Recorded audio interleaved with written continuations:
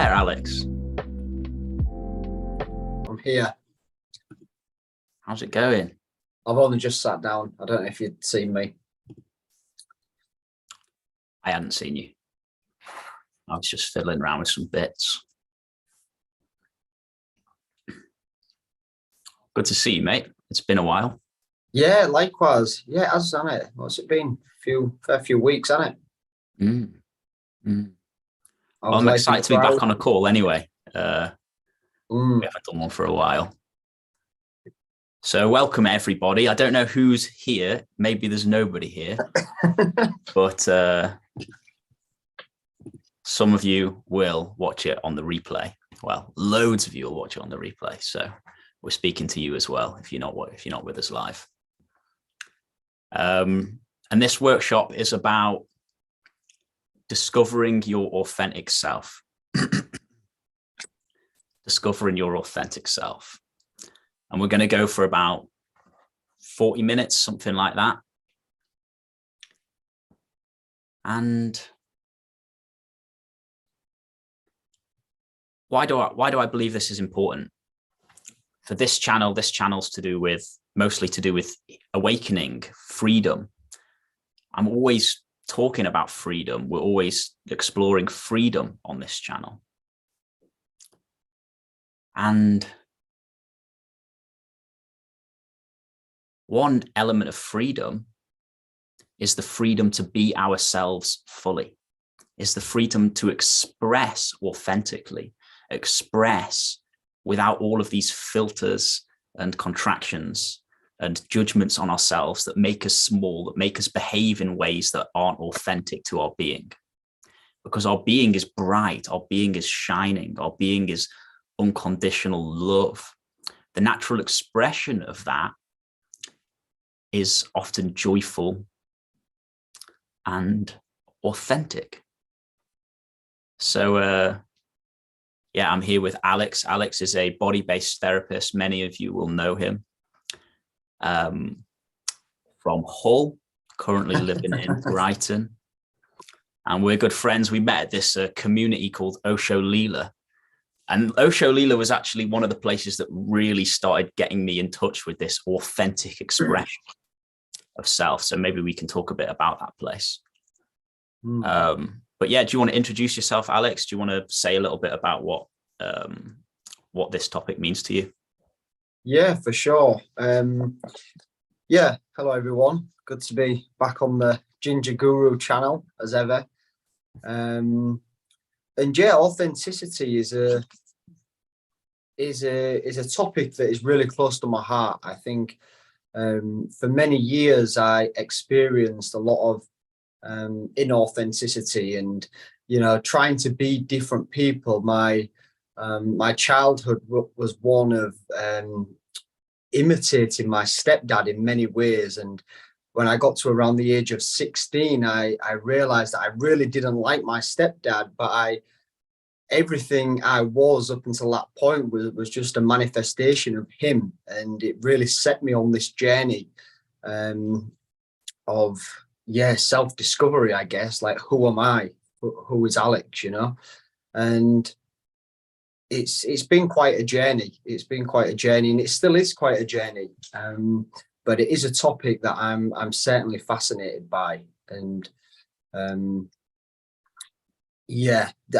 really think that there's nothing more beautiful than somebody being their authentic self. There's something about authenticity that really is attractive, whether it be male or female. To see somebody in their authentic expression is really quite a gift.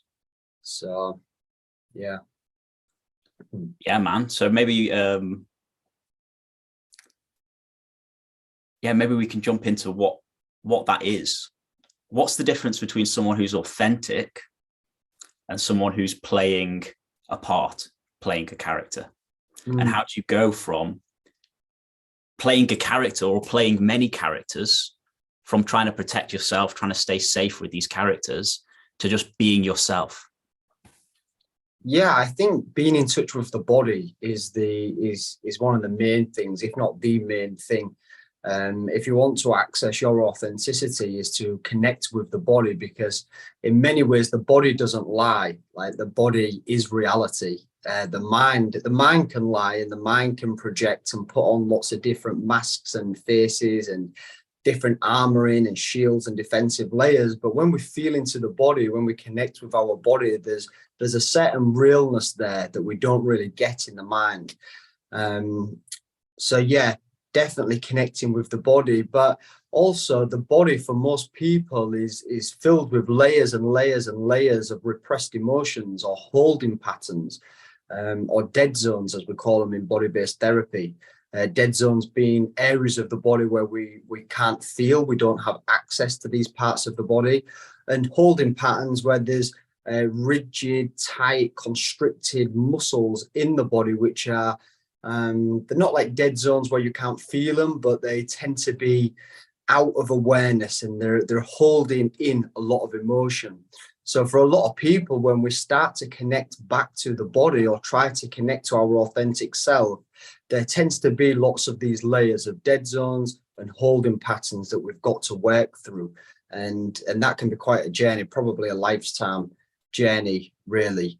But it's also immediate as well. You know, when we start to connect to the body, I found when I first had that moment of connecting to my body, there was a sense of finding myself. There was something in it which I'd never really accessed before. I think I was around 18, 19, and I did a body scan meditation, you know, the kind of famous Buddhist body scan meditations. And I did that, and I was just like, whoa, what is this? Like, what is this? There's something here. Actually, I can remember the moment quite well. I was just about to have a panic attack. I started to have panic attacks. I was probably more about 21. And I was about to have this panic attack, and I stuck this Buddhist meditation body scan on, and it just calmed me right down. But not just calmed me down in terms of my mind, but it really put me in touch with myself. It put me in touch with my power, with my, sort of self-care as well, like love for myself. There was something in it which I couldn't really put my finger on. And that's another thing I love with the body. The body is very authentic, and it's almost it's difficult to describe, really. It's difficult to define what the body is, or coming back to ourselves actually is, because it's so intimate, it's so personal, and it's so unique to us. And that was my experience in that moment. I don't know if I got sidetracked a bit there, but hopefully it made sense. Yeah, man. Yeah. I had a really similar experience when I was like 24. After spending years in this mind, I know I've told this story before, but like years in this panicked, fearful mind, the ego basically kicking off, just going crazy for years. Spending so much time in that sort of place which didn't feel good. It didn't feel nice to be in that. Like you, I had this panic attack one night, and instead of going into the thinking, instead of going into the mind, my attention dropped down into the body. And in dropping down into the body, it's like, I would say the body's the doorway to your authentic self. So when I dropped into the feelings in the body, what that did, dropping into the feelings in the body, meant that those feelings in the body were no longer creating the inauthentic self in the mind. Because when your attention's on the body, when your attention's on the feelings, when your attention's on these repressed, challenging energies, then the inauthentic self, by some miracle, is no longer being created in the mind. Because it's only being created in the mind when we're trying to escape the feelings in the body. So what that did, coming into the body like that, it took me out of that mind just into this fucking deep place of peace. And it felt like my soul had come back. And it felt like I had come back, like my authentic self had come back in that moment. And I felt as in a similar way to I did when I was a child, back home in my heart, home with my family, I could laugh again. I could smile again. I could be myself again. And then that initiated the process of coming back into the body, back into the body. And there's one other thing that I wanted to mention that came up when you were talking was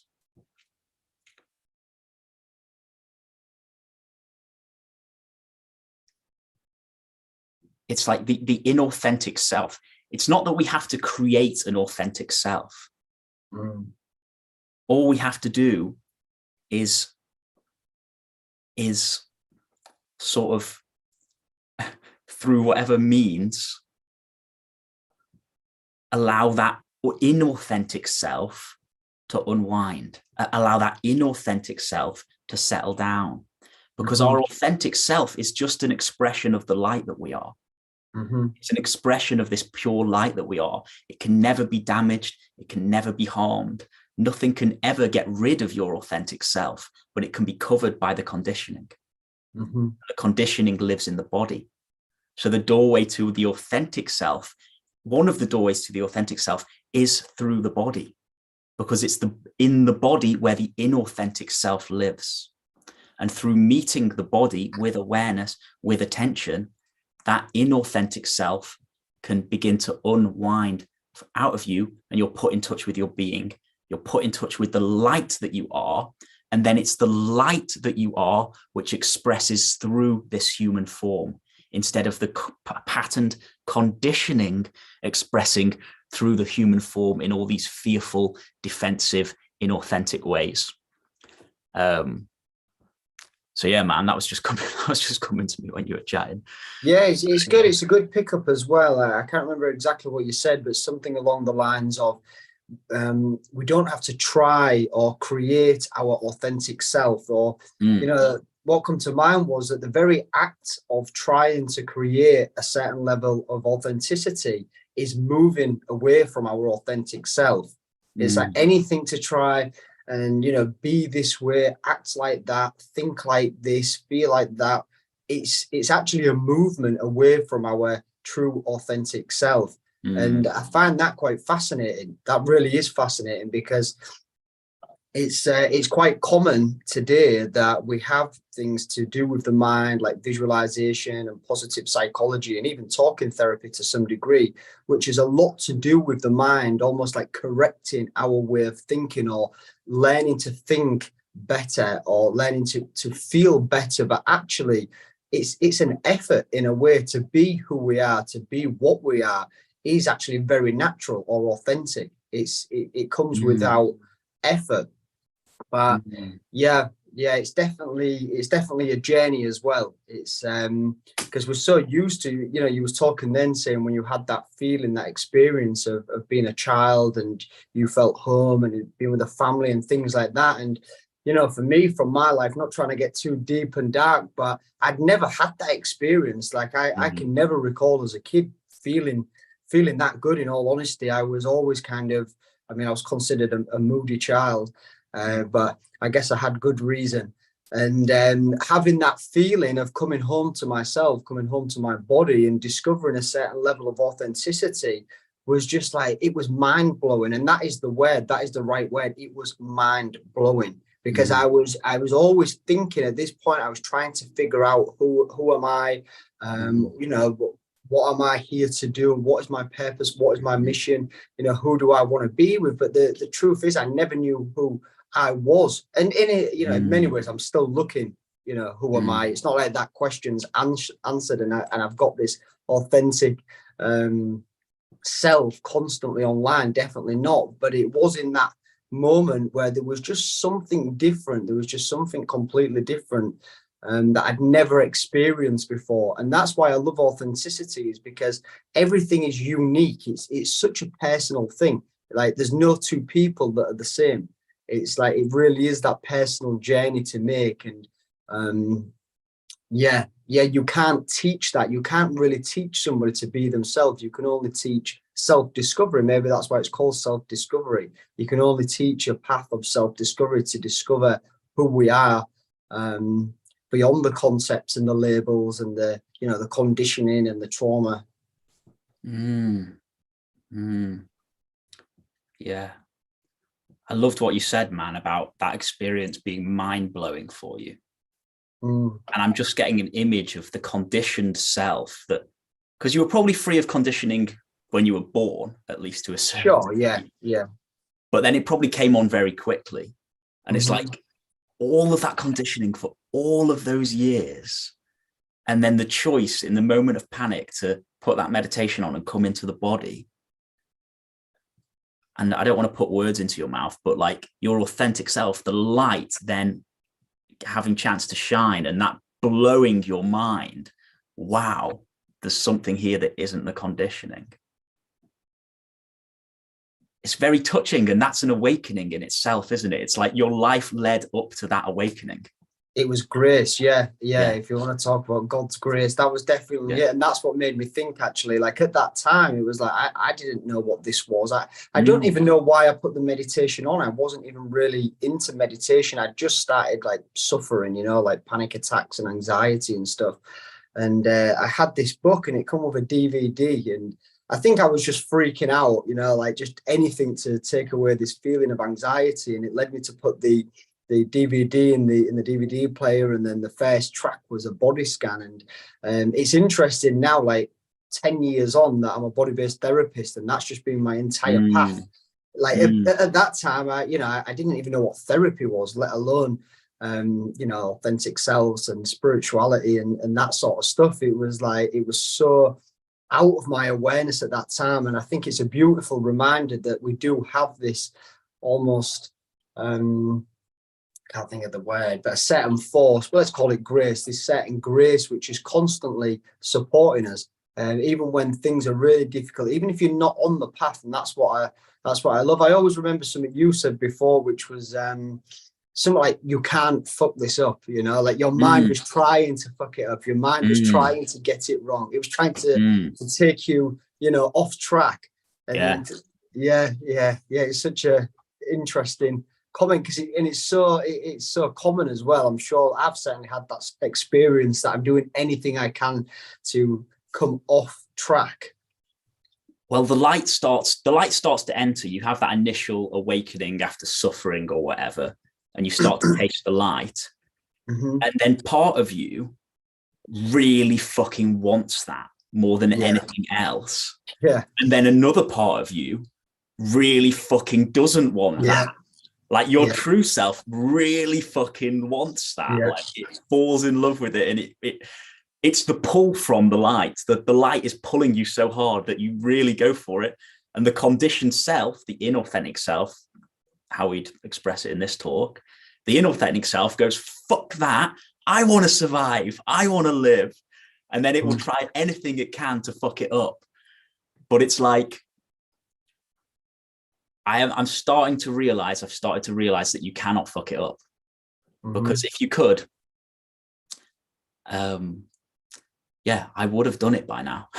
It's like there's always more light coming in. There's always more peace coming in. It's a continuous positive unfoldment in a positive direction. But there's challenge within that.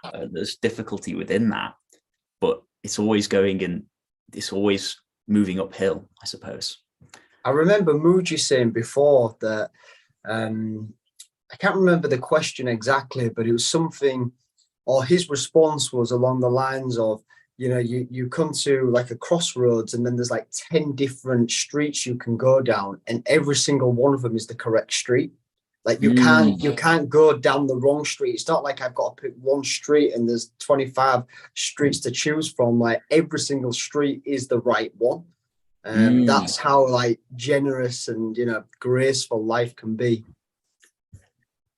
God, it takes a lot of the pressure off, doesn't it? It does, yeah, definitely, for the mind, for sure. Yeah. So let's get back onto topic. I think we've gone off a little bit. As ever. Yeah.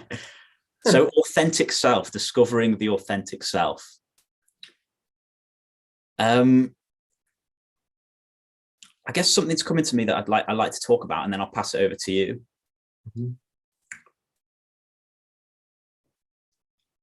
What's coming to me is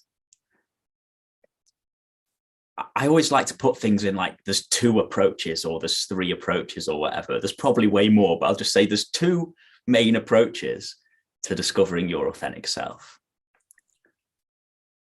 that I'll talk about now. One is like,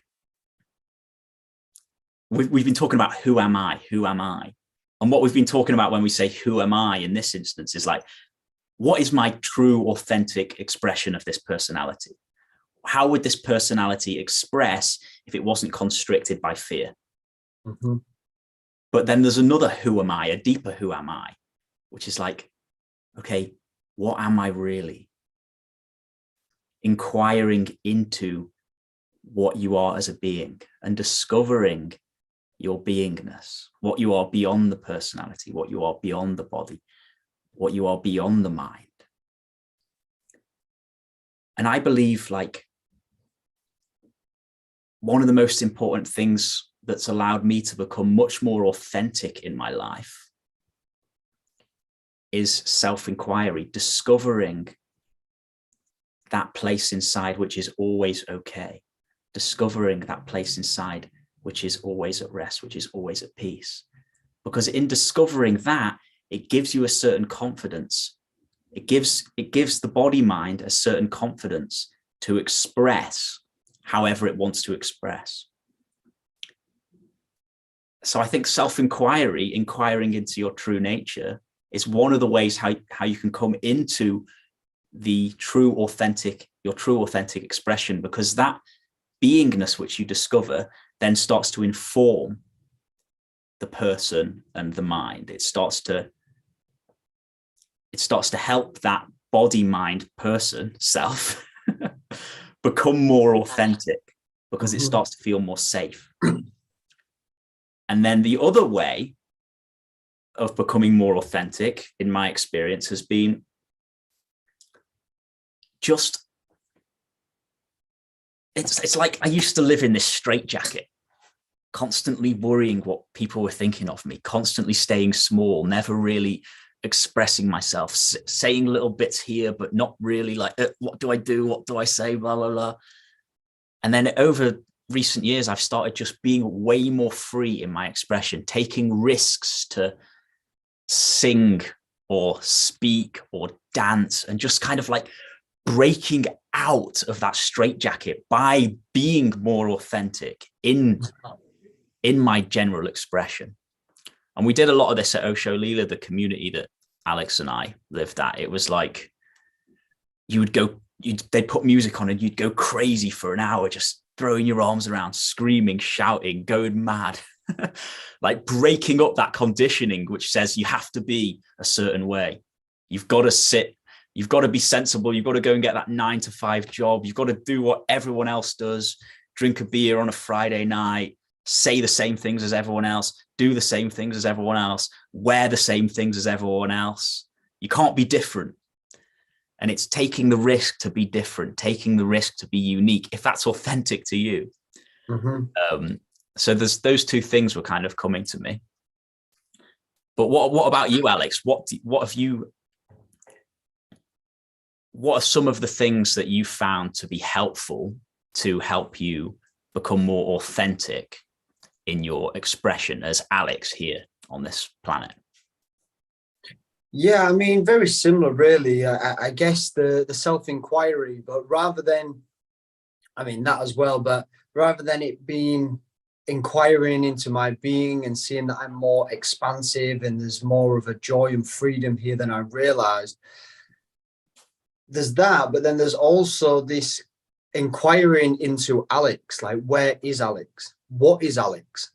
The character of Alex, like, does he exist? I was so obsessed with myself, still am in many ways, but there's this kind of, when I was really going through it and I was trying on all these kind of different masks, these different clothes, like trying to be other people and whatever, but there was this seeing, having a few moments of seeing that Alex is actually illusory. There is no Alex, which in that seeing, however brief it may be, in that seeing, it then frees up a lot of constriction, a lot of worry, a lot of acting, a lot of being fake, this is unintentional and unconscious, of course, but this trying to fit into the box what society has tried to place me in, or parents have tried to place me in, or what, you know, what people expect of me, seeing that Alex is actually an illusory character and doesn't actually exist. It's just about the most freeing thing in the world. I don't live in that recognition daily, of course, but just checking in with that on a daily basis, and, you know, through my meditation and things like that, and seeing that actually nothing matters. Nothing matters. Like, this call right now doesn't matter. It doesn't matter how it goes. It doesn't matter really in many ways about my life. And I don't mean that in some sort of morbid and dark way. I mean it in a much more freeing way. So seeing that, and having the space from Alex as an ego really has given me,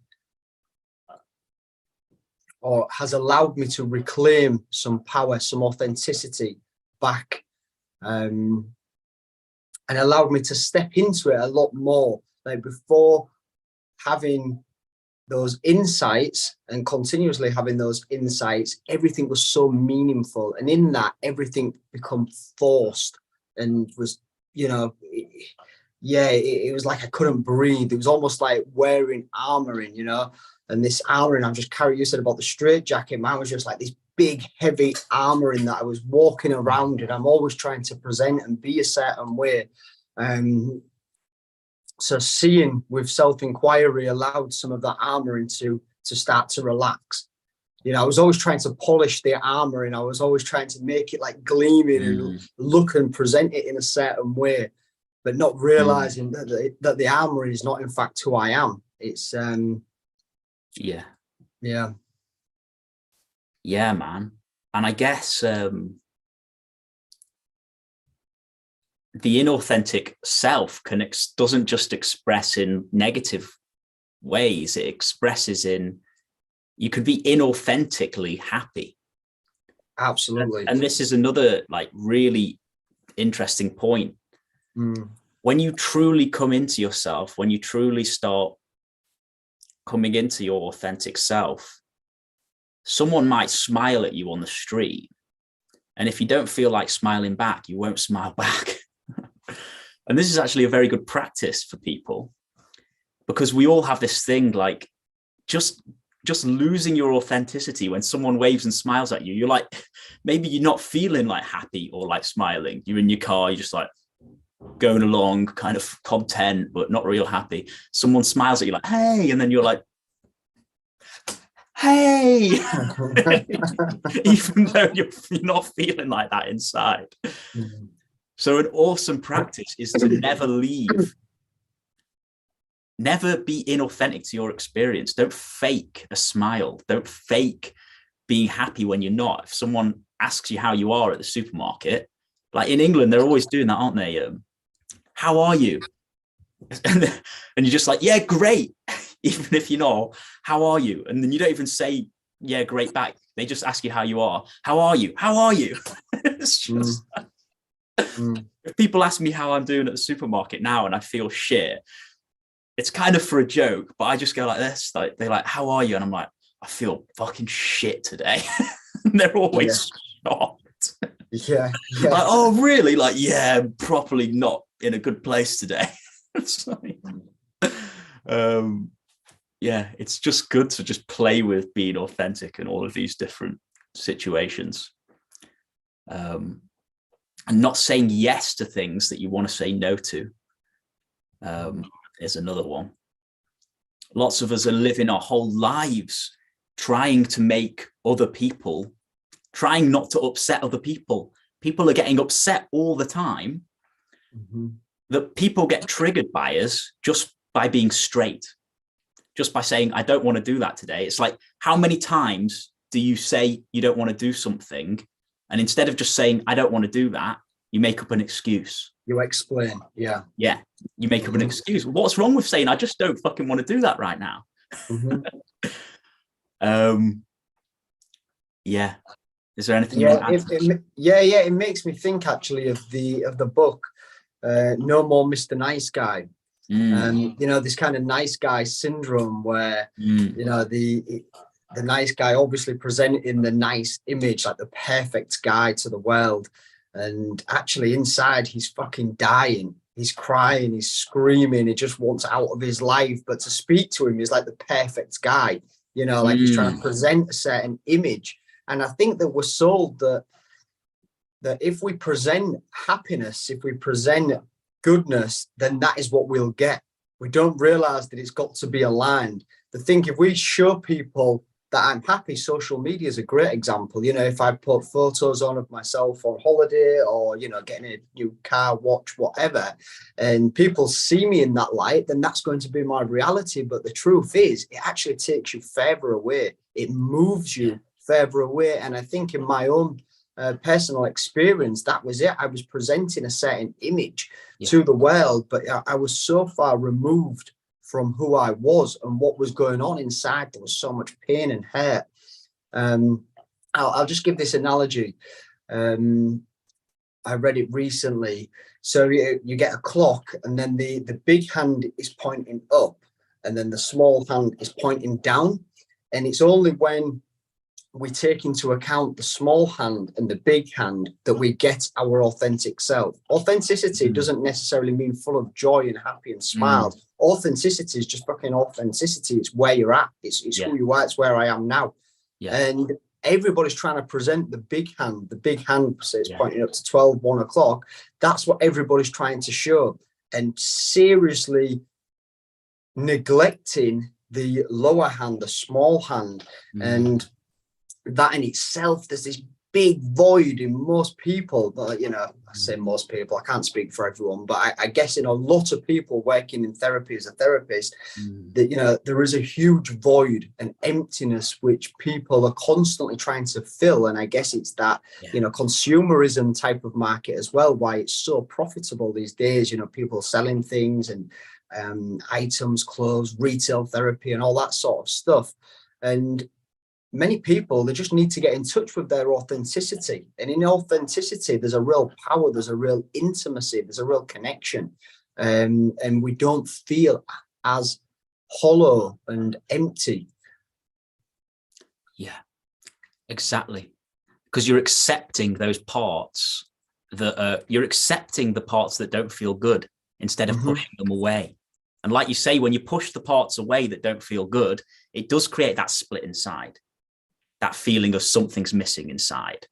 But as soon as you're authentic, as soon as you're just yourself, allowing everything to be there, then that split is healed. And when that split's healed, you might not feel amazing. You might feel sad or certain emotions sometimes, but there's not the same suffering in that. And those emotions can pass through more quickly because you're not resisting them as much.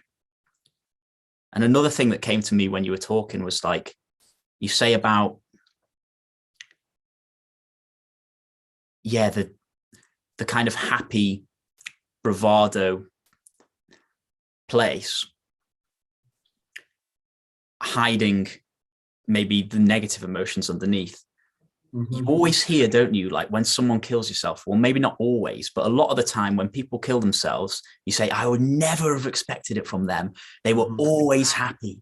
They were the happiest person. Every time I met them, they were joyful. They were happy. They were joking.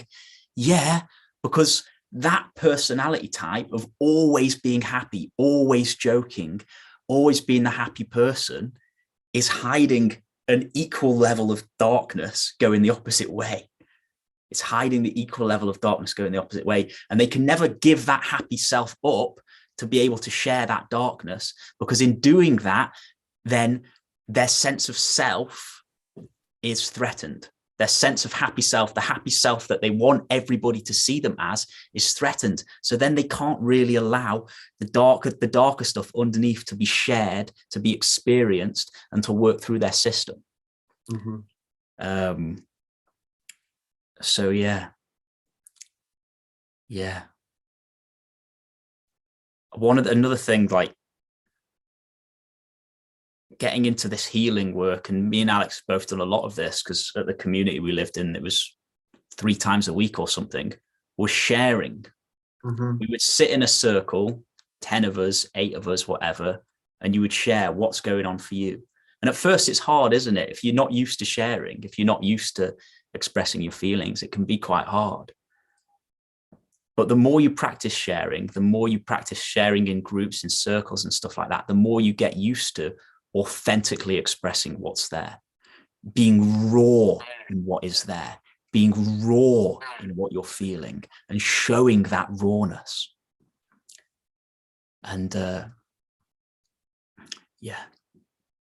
yeah, absolutely. And also being at the community, I think, was really my initiation into authenticity. It was kind of seeing people be so authentic. When I first went there, it was kind of still trying to present a certain image, happy, I'm just here for the fun of it type of thing, but really fucking screaming out, crying out inside. And then being there and seeing people, we used to do the carpet with Bavo, and it'd get people up and would have to share and talk about what's going on. And there'd be, a room full of like 30, 35 people, all the therapists, all the trainees and everything else. And, people getting up and just sharing where they was at was so courageous. It was so powerful. That it gave me courage, it gave me strength, because I thought, well, if they can do that and still get love, if they can be themselves and still get loved from what they've just said and describe what's going on for them, then I can do it as well. And I think ultimately that's really what people deal with when it comes to hiding this hidden self, this shadow self, is that if I show this part of me, then I will not receive love. I will not be able to get love. I will not be able to get my needs met. And I'll be, pushed out from society, from the group or whatever. And the crazy thing is that we've all got stuff. Everybody's got stuff, what we're sat on, and we're trying to hide it and keep it out of sight. Understandably, of course. I'm not saying like, let's go out there and just start, going mental there, voting off with everyone. But at the same time, it would be a way more rich and loving and beautiful world that we'd live in if people would share from a more authentic place. And also, just to make the point as well, a lot of people don't really know what's going on for me. I never really knew what was going on. I didn't know that I had this stuff going on in many ways, because it was so out of awareness. It was so out of awareness, hearing people speak and share their experience. It's like, I can really relate to that. God, I wish I could say that. So it's certainly a journey, but it's definitely one that's worth taking. And having a connection to the body, I always come back to this, but having a connection to the body is really imperative to connecting with our authenticity. Because the mind tends to jump around things, it'll kind of like, it'll say little bits here and little bits over there, but it'll never really just align with what's going on and then just speak from that place. I really feel that there's got to be a bodily connection there, or certainly in my case that there had to be. Yeah, definitely, man. I guess when you connect with your body, and in part of connecting with the body is coming into those feelings that we've been repressing and we've been hiding from. But when you connect with your body, you come out of the mind. And the inauthentic self only lives in the mind. It gets its fuel from the body, but the inauthentic self is in the mind. So when you really come into the body again, then that authentic self just naturally starts expressing. And the work that we do, which is helping people to undo the conditioning from the body, naturally, gradually, usually, people become more comfortable to be themselves. The shyness reduces, the social anxiety reduces, the feeling of needing to be a certain way reduces. And you see people, don't you, on the course just soften. Soften. It's not having to hold up a self anymore. There's a softening. Softening, and that softening, there's usually a smile with it. There's usually a more lightness with it. Yeah. And that takes a lot of energy to hold that down, or to hold it in. There's so much, I keep saying about unconscious or out of awareness, but it really is true that what is out of awareness is usually this massive energy which is just being held inside, usually by the body. The body is constantly like holding on, raised shoulders, tight chest, the back muscles all clenched and tight, but we're just not aware of it. It's out of awareness, but that's holding all of that real stuff, that juice. Our authentic self is being held in, and it's constantly trying to come out. And this is the crazy thing. And this is why the pharmaceutical approach rarely works, and certain other things, is because this charge, this energy, this authenticity, this raw emotion that we are, is constantly trying to get out. It wants to be released. And this isn't just kind of philosophy or therapy. Like, this is science. This is like there's actual science to prove that there's a part of the brain that is constantly seeking out situations and environments and people so this charge can be released. Like, the prefrontal cortex is trying to hold it all in, so the thinking mind is trying to hold it all in, but the limbic system, the mammalian brain, has the job of discharging the charge, of getting the charge out of the system. And we could say the charge is not necessarily our authentic self, but it wants to be expressed. It wants its place. It wants to be honored. It wants a seat at the table. So this kind of, we're constantly in this, one foot on the accelerator and one foot on the brake, and we're just kind of like, trying to move forward and seemingly don't get away. We always come back to these same situations, and it's really when we can start to include all of that stuff, honoring, bowing to everything what's going on, and also being very patient with it as well. Yeah, for sure, man. Well said. So we're coming towards the end. Just before we finish, we want to let you know we've got a 10-week course. We've done this a couple of times before, but it's a 10-week course all about what we've been speaking about. Not just authenticity, but about coming back into the body and unwinding the conditioning from the body so that life force energy can free up.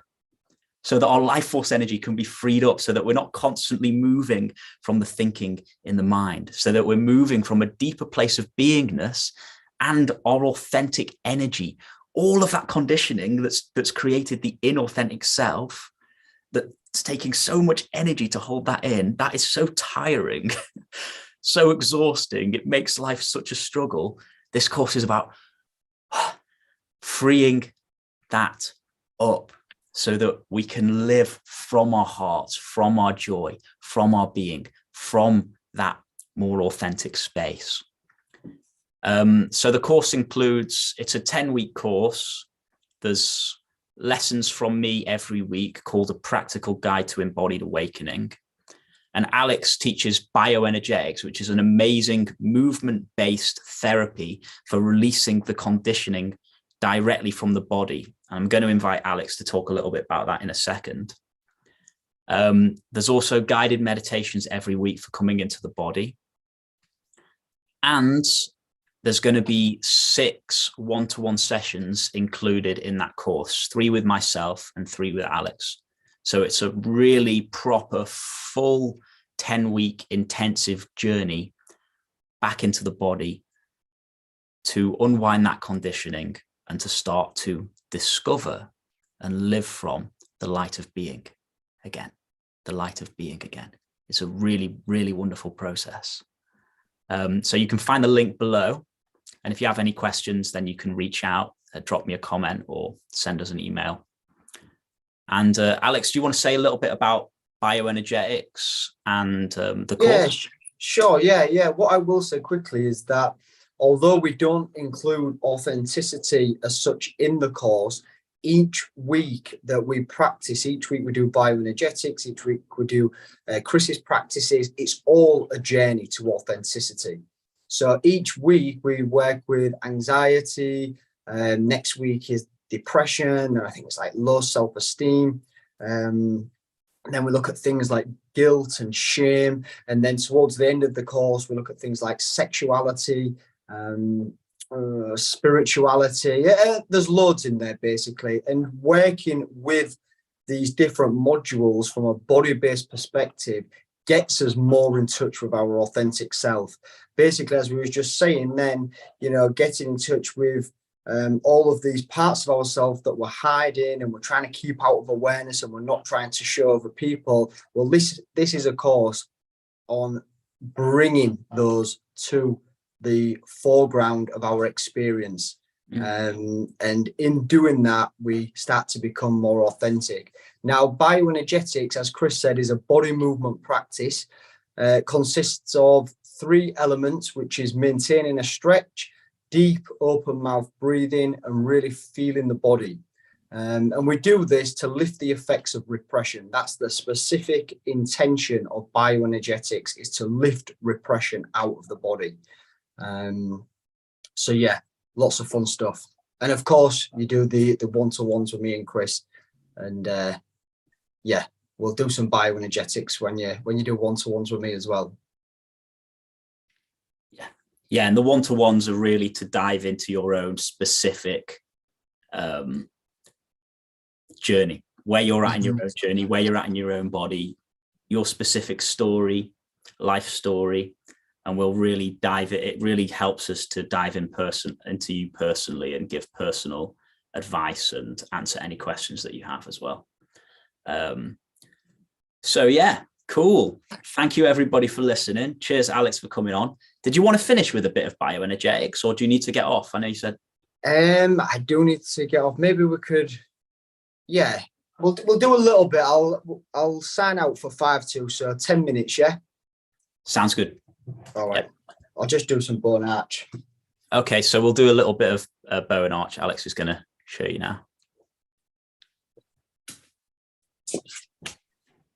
Right, okay, guys. So as I said, bioenergetics, body movement practice, 3 elements: maintain a stretch, deep open mouth breathing, and really feeling the body. Now, all of these elements are equally as important, but if I had to pick one, I'd say feeling the body. Really have that intention to feel the body when we're going to do these practices. And you'll find that breathing deep will support you with that. The breath and feeling sense are very closely linked.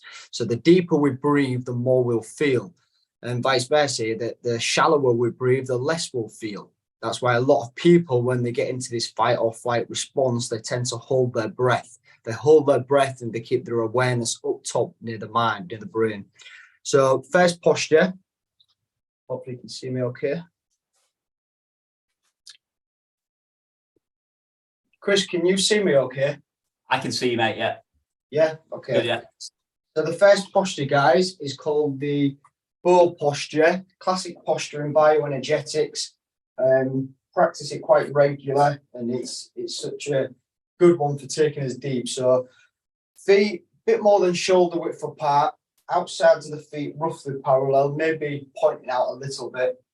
And then we're going to bring the hands up directly above our head, pushing the pelvis forward. The chest is out. Very important that the chest is out, meeting the world. So we're staying open. The gaze is straight ahead, so I'm not looking up, not looking down. My eyes are open and I'm looking straight ahead. And once I've got the posture, very simply, just start to breathe deep and feel the body. Bring that breath deep into the lower part of the belly, really feeling the body as we do this. So that's posture 1. I am going through it a little bit quicker than normal just because I've got a call in 10 minutes. So bow posture, the ding will go, and we're going to transition into the counter posture, the counter stretch, which is called the arch. So for this one, we bring the feet a bit closer together, keeping a bend in the knees. My feet are around 6 inches apart. My head is getting heavy, leading the way. Weight is forward into the balls of the feet, so kind of like 60-40 in favor of the balls of the feet. And once I'm down, I start to breathe deeply in and out through the mouth and really feel the body.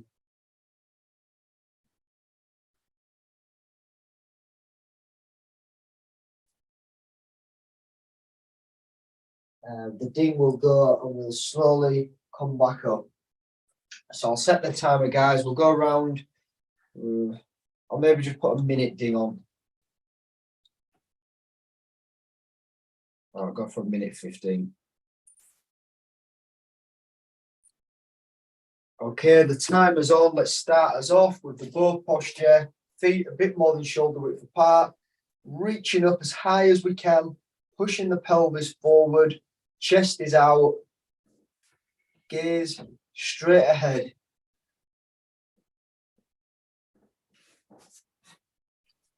And once you've got the posture, you start to bring that breath down into the lower part of the belly.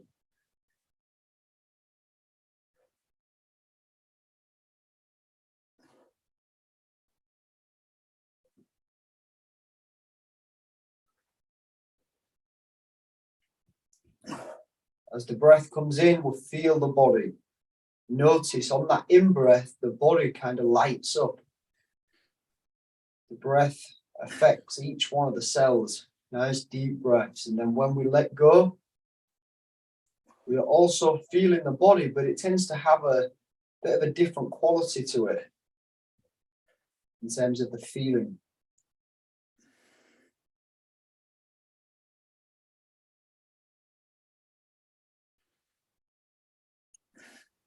There's the ding, slowly bringing the arms down, staying present with the transition.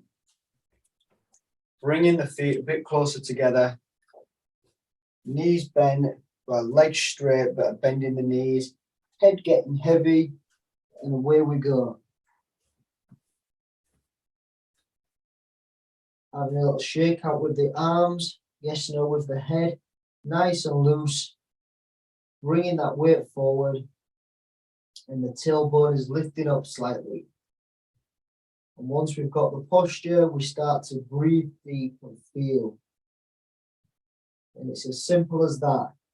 Breathing deep and feeling.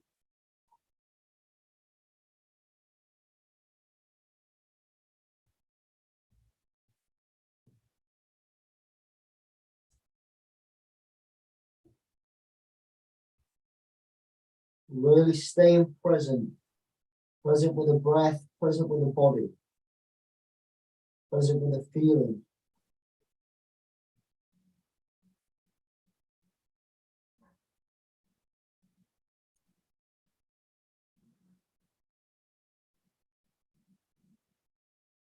Okay, there's the ding. Let's slowly come back up as we go into our second rep. And nice transition, bringing the feet a bit wider apart. Really straighten them arms and bring them back behind the ears if possible.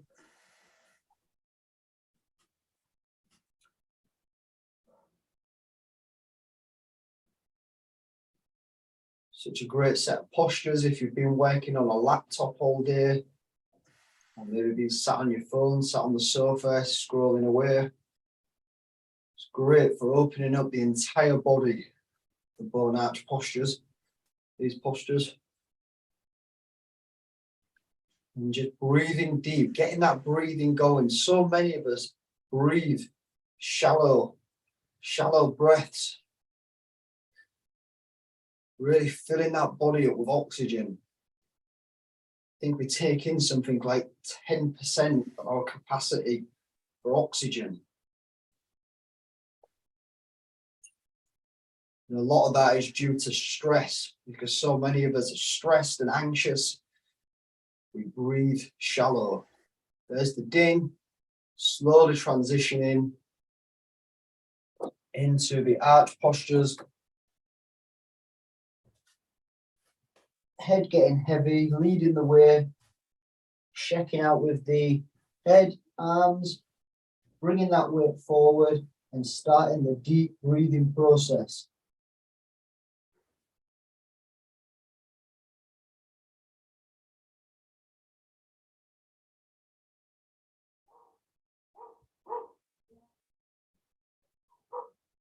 Maybe that a little bit of heat starting to build up, a bit of tingling perhaps, or maybe not, that's also fine. Our job is to simply breathe and feel the body.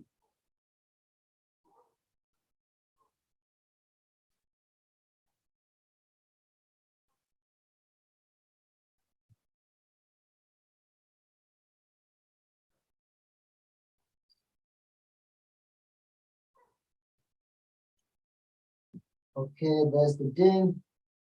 Let's slowly come back up. And we're just going to do one round of shaking, which is, as the name suggests, shaking the body. And try not to shake vertically, or horizontally, should I say.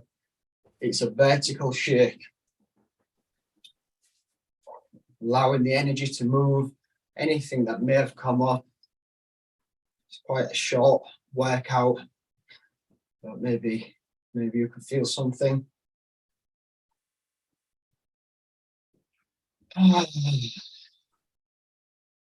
Nice deep breaths, letting go with that out breath. Bit of sound, letting go with the throat, opening the throat.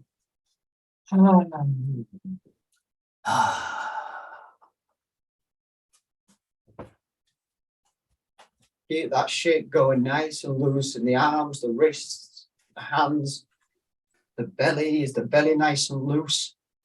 Probably not. Not for most people. The belly is super tight. The head is just bobbing along for the ride.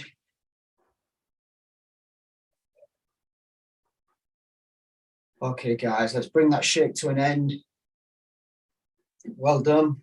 If you stuck at that very brief session, I think that's the shortest session I've ever taught. Yeah, it probably is.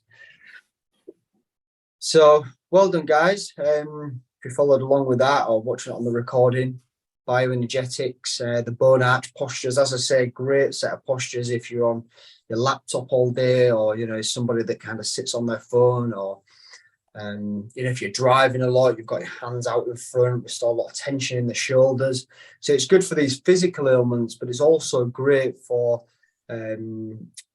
mental health, emotional health, and that's what it's for. That's what the intention is for when we practice bioenergetics. That's the reason we practice, because we open up the body, we open up these certain muscle groups, and then emotions that are stored in these muscles can come up to the surface.